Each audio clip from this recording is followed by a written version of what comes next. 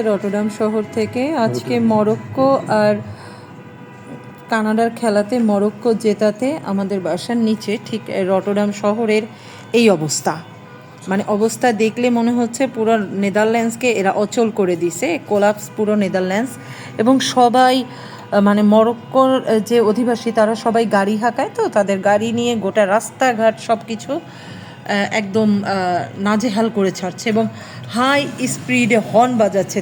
তারা যে হর্নটা দিচ্ছে, মানে আপনি রাস্তায় যদি দাঁড়ান আপনি পাগল হয়ে যাবেন, এত জোরে হর্ন দিচ্ছে তারা, হাইড্রোলিক হর্ন যেটাকে বলে। আর ওইদিকে ট্রাম, মেট্রো সব কিছু থেমে গেছে, কারণ তারা রাস্তার উপরে যে রাস্তাতে গাড়ি চলে বা ট্রাম চলে সেই রাস্তাগুলোতে তারা নেমে পড়ছে। এখন যার জন্য গোটা রাস্তা পুরো বন্ধ হয়ে গেছে।